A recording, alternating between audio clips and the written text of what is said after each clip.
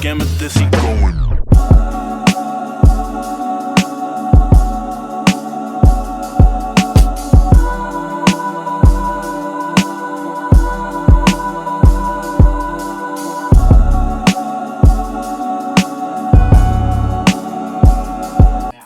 Hi guys, it's your girl Nika Alexandria. I'm so excited for this new journey for YouTube, and I'm new, y'all, so bear with me. I'm kind of nervous, but I'm more excited. This video we are going to be talking about me, so we're doing like a Q&A so you can get to know me. I got some really good questions. You guys gave me some really good questions to answer, so let's get into it. So, my name is Nika once again. I'm from Columbia, South Carolina. I am in my mid-20s. Yes, and I'm excited. I live in Fayetteville, North Carolina.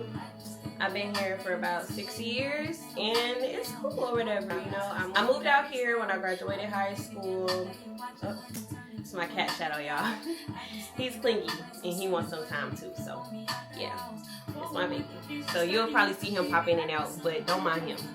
So yeah, but yeah, so damn, y'all, I'm nervous. I'm sorry. I was so nervous, y'all.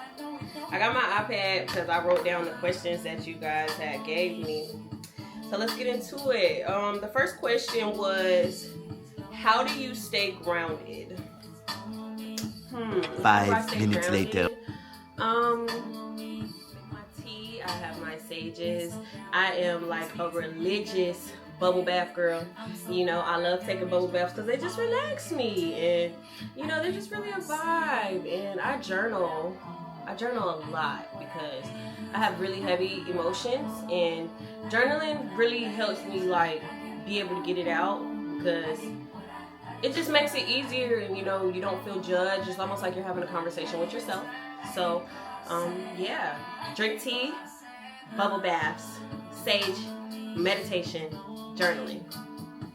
Those are my 5 things that I normally do to keep myself grounded and, you know, present in this universe, because it's hard to be present when you're always focusing on the past, and if you're getting caught up in your future, you know, the future hasn't even happened yet. You're creating it each day, and the past has already happened, so you can't go back.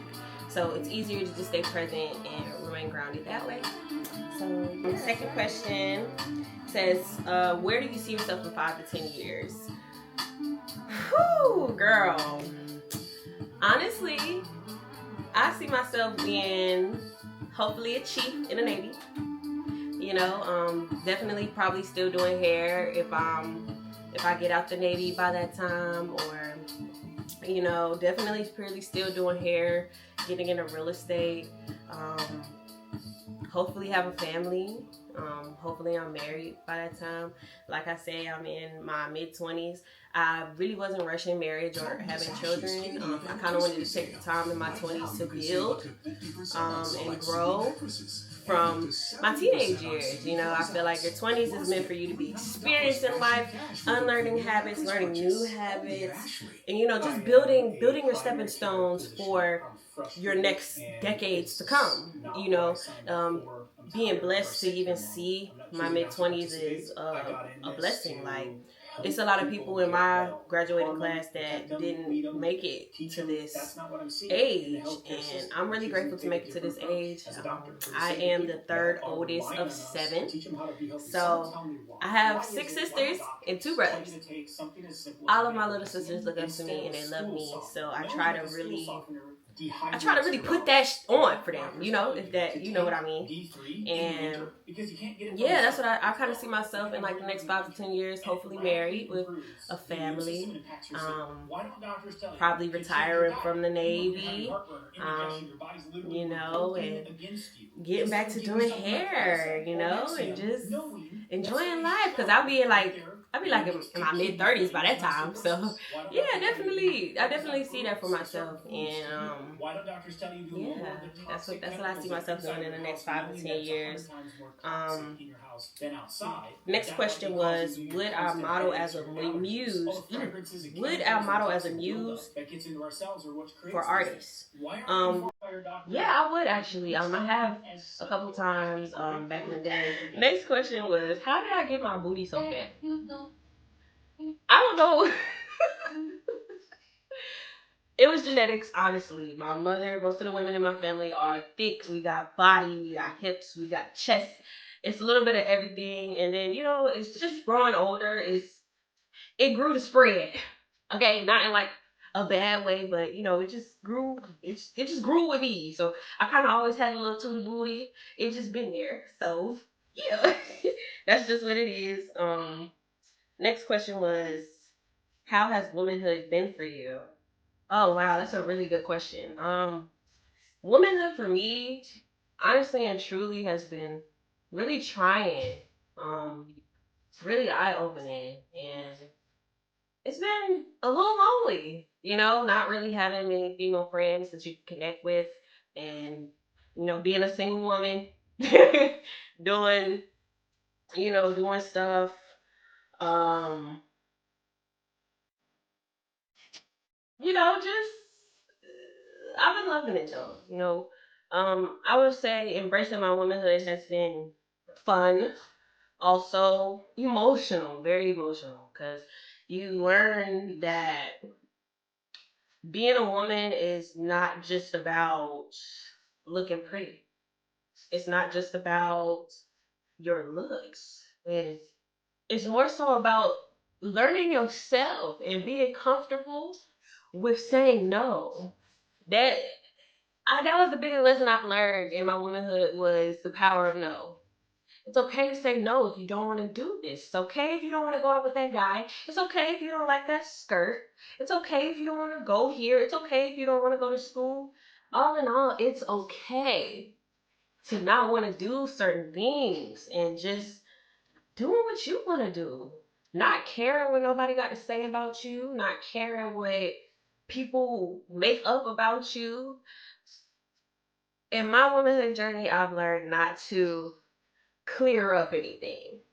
I don't care to clear up what you think about me. Because the people that actually know me and be around me, they know my soul, they know my heart. So the unknown, I don't care what you think about me, because you don't have access to me. So people often talk more about you when they no longer have the privilege to talk to you. So definitely, I embrace that in my womanhood, and I think womanhood has been beautiful for me. I'm just growing and having fun. Like, I love are 3 places you want to go very badly? Ooh, that's a good question too. I definitely want to go to Okinawa, Japan. I also want to go to Nicaragua, not because it has my name in it, but I just really want to go there. It looks like a really beautiful place to visit, and hmm, I think I would have to say I would want to go somewhere, definitely go to Egypt. I couldn't get the name out. I definitely want to go to Egypt so I can see the pyramids, and I just want to travel. But I think I would say those are like my top 3 that I probably actually really, really want to go to first. As far as overseas travel and everything like that, international travel.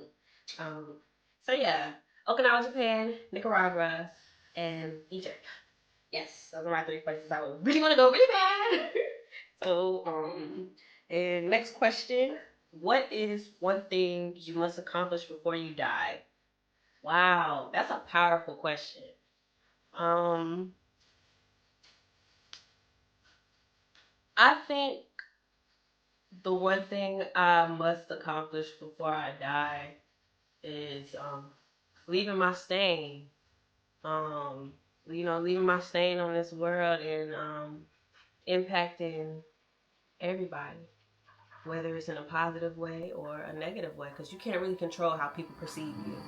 But I definitely want to leave a beautiful impact and a legacy behind for all of my women of all shapes and sizes and colors.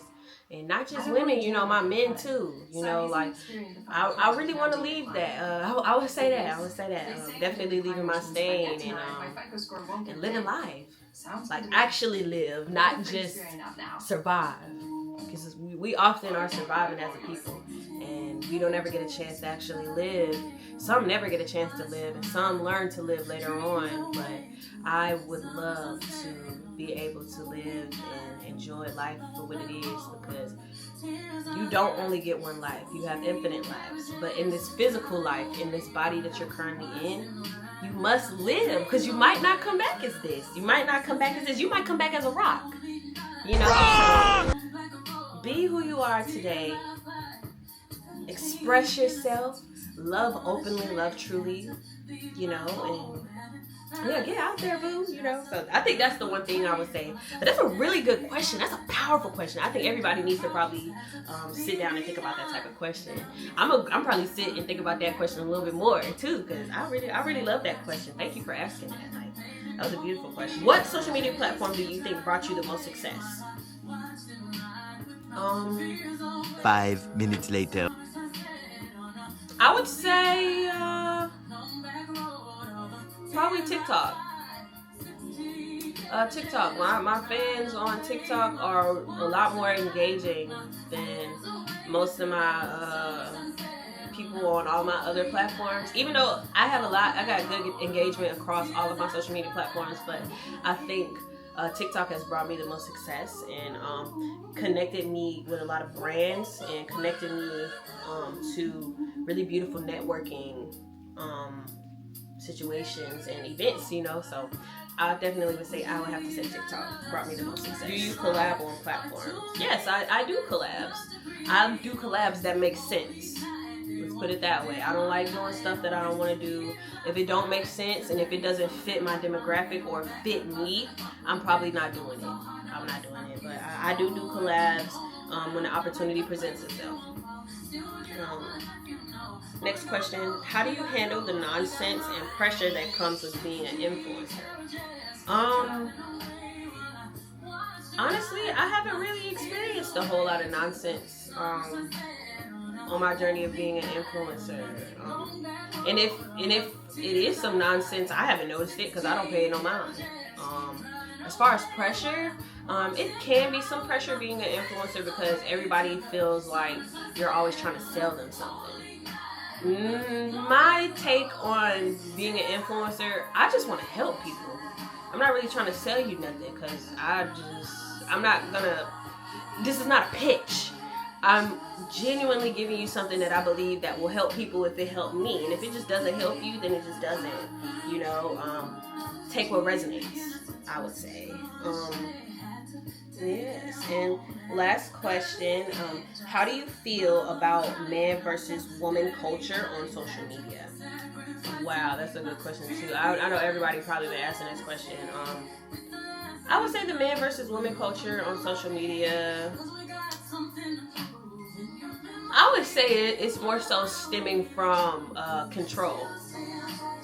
At least in my opinion, I think it is. I feel like you know, men are trying to control what women think like, and then women are trying to control what men think, and it's just a bumping of a head. Like, if everybody stopped trying to control everything, we probably would be a happier place. You know, stop worrying about what the next person doing. You know, if that man, people gonna do what they want to do at the end of the day.